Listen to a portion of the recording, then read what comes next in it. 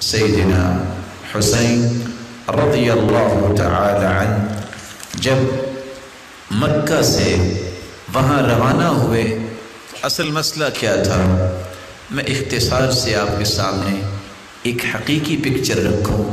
امام ابن تیمیہ رحمۃ اللہ علیہ واحد ہستی ہیں جن نے تمام روایات کو جمع کر کے استقصاء کیا ہے کہ اصل حالات اور واقعات کے تھے۔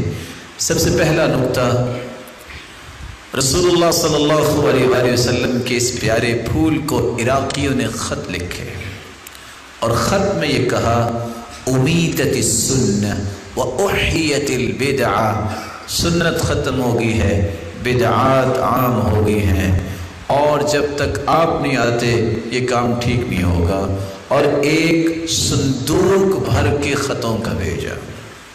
نتیجتاً سیدنا حسین رضی اللہ تعالیٰ عنہ وہاں مکہ سے ہی حج کے بعد کوفہ کی طرف روانہ ہوئے۔ عبداللہ ابن عمر رضی اللہ تعالیٰ عنہ کہنے لگے آپ نہ جائیے، یہ وہی ظالم ہے جنہوں نے آپ کے والد کو شہید کیا۔ عبداللہ بن عباس نے فرمایا آپ نہ جائیے۔ ابو بکر بن عبد الرحمن بن حارث بن ہشام نے فرمایا آپ نہ جائیے، یہ وہی ظالم ہے جنہوں نے آپ کے والد کو شہید کیا۔ اور حتیٰ کہ جب وہ جانے لگے تو یہ بھی کہا صحابہ نے استودعک اللہ من قتیل، ہم اس وقت بہت پریشان ہیں، ہم اللہ کی سپرد کرتے ہیں، اللہ کی امانت میں آپ کو بھیجتے ہیں۔ جب یہ جا رہے تھے فرزدق شاعر بھی ملا، اور فرزدق شاعر نے کہا کہ اگر مجھے یہ پتہ ہو کہ آپ رک جائیں گے تو میں آپ کی سواری کے سامنے لیٹ جاتا ہوں، آپ نہ جائیے، ان لوگوں پہ اعتماد نہ کیجیے۔ لیکن کچھ فیصلے اللہ کی طرف سے ہوتے ہیں۔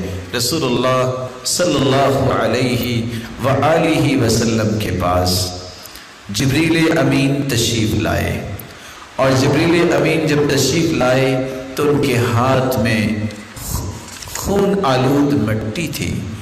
آپ صلی اللہ علیہ وآلہ وسلم نے پوچھا یہ کیا؟ تو آپ صلی اللہ علیہ وآلہ وسلم کو بتایا گیا کہ یہ سیدنا حسین کی شہادت کی مٹی ہے۔ تو اللہ عز و جلال کے جو فیصلے ہیں وہ نافذ ہو کے رہتے ہیں۔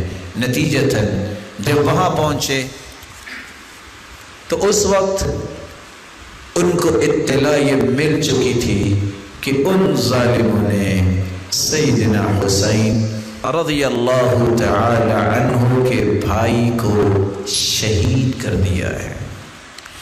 جب یہ بات ان تک پہنچی کہ مسلم بن عقیل رضی اللہ تعالی عنہ اور ہانی بن عروہ ان دونوں کو شہید کر دیا گیا ہے، اور یہ شہید کرنے والا وہ ظالم ہے جو کوفے کا اس وقت گورنر تھا، عبید اللہ بن زیاد۔ جب پتہ چلا تو آپ نے فیصلہ کیا۔ سیدنا حسین رضی اللہ تعالی عنہ نے فیصلہ کیا تبدیل کیا تھا؟ 3 فیصلے تھے۔ پہلا فیصلہ، مجھے اپنے وطن واپس جانا ہے، یا او الذهاب الى الثغر، یا میں کسی جہاد کے لیے کسی سرحد پہ جاؤں گا، او اتیان یزید لمبایعته، یا میں یزید کے پاس جاؤں گا اور اس کی بیعت کرنے کے لیے۔ یہ وہ خطہ تھا جو عبید اللہ بن زیاد ظالم کو پسند نہیں تھا کہ اگر ایسا ہو گیا اس کا مطلب ہے کہ میری گردن سب سے پہلے اڑائی جائے گی۔ نتیجتاً اس نے وہاں سیدنا حسین رضی اللہ تعالی عنہ اور ان کے ساتھیوں کو شہید کیا۔ جو یہ خبر پہنچی یزید کے پاس تو سب سے پہلے انہوں نے کیا کہا؟ لعن اللہ ابن مرجانہ، اللہ لعنت کرے ابن مرجانہ پہ، یعنی عبید اللہ بن زیاد پہ، کہ جس نے یہ اتنا بڑا غلط کام کیا ہے۔ اور ان کے گھر سے رونے کی آوازیں شروع ہوئی، اور پھر سیدنا حسین رضی اللہ تعالی عنہ کے جو بھائی ہیں وہ بیان کرتے ہیں کہ انہوں نے ہمیں اپنے گھر میں جگہ دی اور انہوں نے ہمیں مدینے تک پہنچایا۔ جب مدینے میں آپ کا جسد خاکی تو وہاں ہی اس کی تدفین کی گئی، لیکن آپ کے سر مبارک کو مدینہ میں لایا گیا۔ سب لوگ اس وقت عمر بن سعید کے پاس جمع تھے۔ جب یہ خبر پہنچی قدم برأس الحسین رضی اللہ تعالی عنہ، تو اس وقت تمام گھروں کی عورتوں تک یہ بات پہنچی، تو سیدنا حسین رضی اللہ تعالی عنہ کی اس شہادت پر سب غمزدہ تھے۔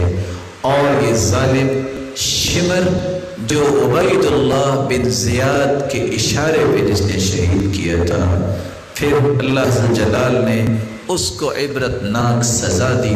جس طرح اس نے اس ہستی کو شہید کیا، اسی طرح ہی عبید اللہ بن زیاد کی حالت ہوئی، جس کا احادیث میں حال موجود ہے۔